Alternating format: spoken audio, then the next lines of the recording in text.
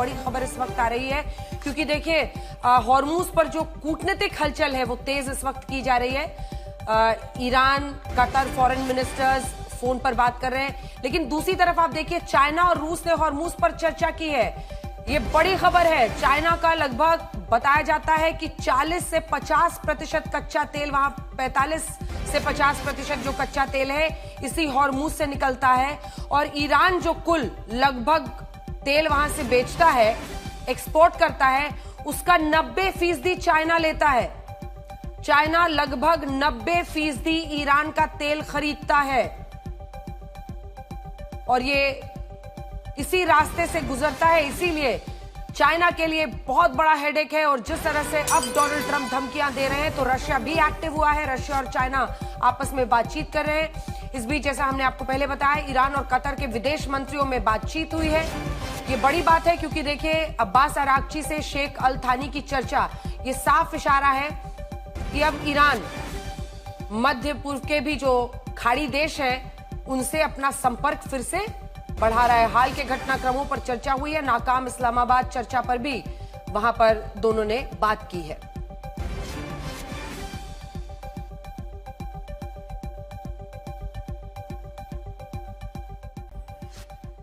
तो चर्चा की शुरुआत करते हैं। जमीर अब्बास अब हमारे साथ जुड़े नहीं हैं, लेकिन प्रमित मकोड़े जी, क्या हो रहा है, मतलब इसको किस तरह से देखें और डोनाल्ड ट्रंप की इस धमकी को कितना सीरियस माने?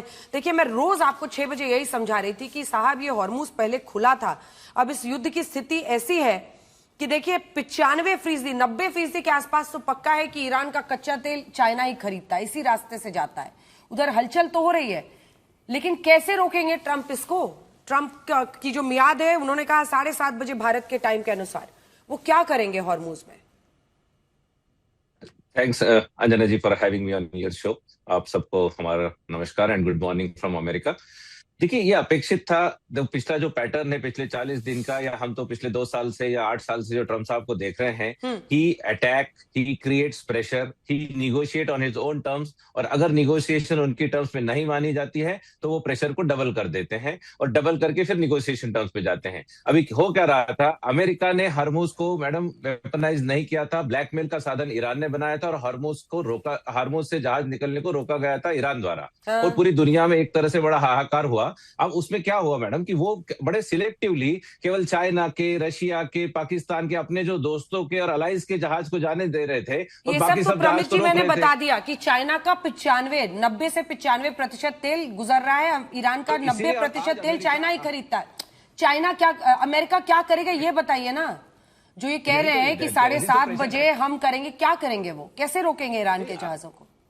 अगर हम ईरानी पोर्ट से अगर जहाज को निकलना रोकेंगे तो अपने आप ही चाइना और रशिया और उनके अलाइंस पे प्रेशर बनेगा और वो ईरान पे प्रेशर डालेंगे कि निगोशिएट करिए। हमारी एक सिंपल डिमांड है और मेन डिमांड, एक ही डिमांड पे जो निगोशिएशन फेल हुई है, दैट इज न्यूक्लियर पावर उनको किसी भी प्रकार से नहीं बनने दिया जाएगा। और एनरिच यूरेनियम जो है, जो 60 से 60% का एनरिचमेंट है, उस यूरेनियम को हमारे कंट्रोल में या किसी रिस्पॉन्सिबल कंट्री के कंट्रोल में उसको दिया जाए। ये हमारी मेन डिमांड है। इसकी वजह से निगोशिएशन टूटा था और निगोशिएशन को फिर से वापस ट्रैक पे लाने के लिए इस तरह की प्रेशर टैक्टिक्स जरूरी है। जब तक आप उनके और उनके अलाइंस पे प्रेशर नहीं डालेंगे, जब तक चाइना और रशिया वापस ईरान पे प्रेशर नहीं देगा, ईरान फिर से निगोशिएशन टेबल पे नहीं आएगा। फर्स्ट टाइम ये निगोशिएशन टेबल पे इसीलिए आए थे क्योंकि ट्रम्प साहब ने बड़ी जबरदस्त धमकी दी थी या वार्निंग दी थी, और उस वार्निंग के रहते वो निगोशिएशन टेबल पर आए थे।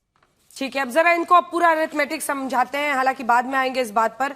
देखिए लगभग हर जहाज पर $20 लाख ट्रांजिट फीस, 18 करोड़ रुपए। और मुझे याद है कि हमारे ही शो में किसी ने बताया था, ये अब्बास जाफरी जी, कि विश्व की जो छवि है ईरान की, वो बदलने में देरी नहीं लगेगी। आप जो ये वसूली करने की ईरान अब इस वक्त में सोच रहा है, आपको इस बात का एहसास है कि कितने देशों का वहां से तेल गुजरता है? और आप एक भारतीय होकर आप ही बताइए, 90% चाइना तेल खरीद रहा है ईरान का। ऐसे में ये हेजेमनी, जो चाइनीज हेजेमनी को ईरान प्रमोट करता है, वो कैसे स्वीकार्य होगा भारत को? जी शुक्रिया बहुत बहुत। पहले तो ये है कि ये हमें एक्सेप्ट करना पड़ेगा कि अमेरिका जो है वो होर्मुज में एंटर नहीं हो सका और अमेरिका ने अपनी हार मान ली है। इसलिए अब अमेरिका कह रहा है कि मैं बाहर से ब्लॉकेट करूंगा। तो ये अमेरिका की दोबारा जो हम 40 दिनों से बड़ी बड़ी बातें सुन रहे थे, खार आइलैंड आ जाएंगे, बूट ऑन द ग्राउंड आएगा, फला ढिमका, और अमेरिका ये है वो है, तो हमें ये पहले तो ये एक्सेप्ट करना पड़ेगा कि अमेरिका जो है वो यहाँ पर घुटने पर आ गया है।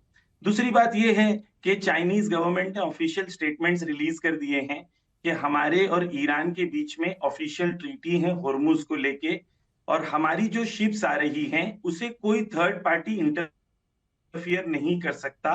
और वो क्लियर वार्निंग है, कोई भी थर्ड पार्टी अगर हमारी शिप्स के ऊपर कोई भी अगर हमला करते हैं तो चाइना ने क्लियरली अमेरिका को धमकी दे दी है।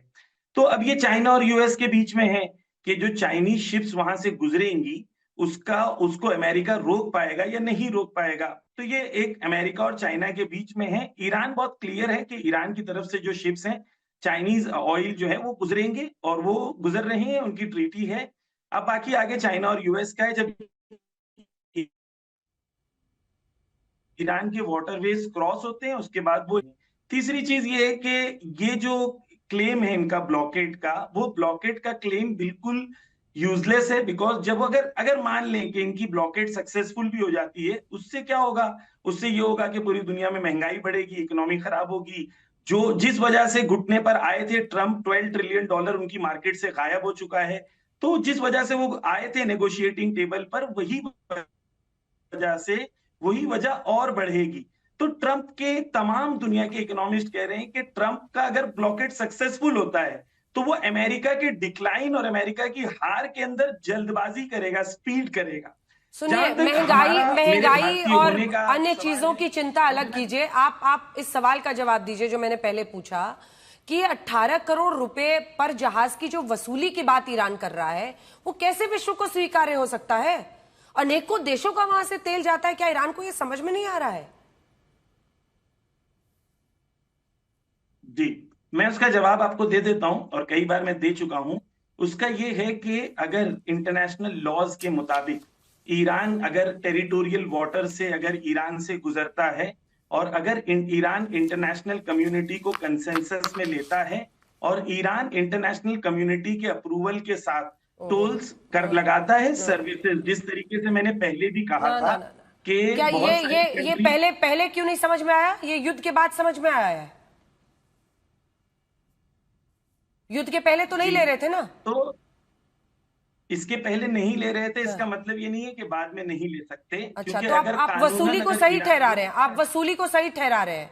छोटे छोटे देश जो इधर के हैं उनके पैसे एक एक पर शिप 18 करोड़, जिनकी कुछ करोड़ की सिर्फ आबादी है, जिनका शायद बजट भी इतना छोटा है, ऐसे देशों से पर जहाज 18 करोड़ की वसूली ठीक है ना?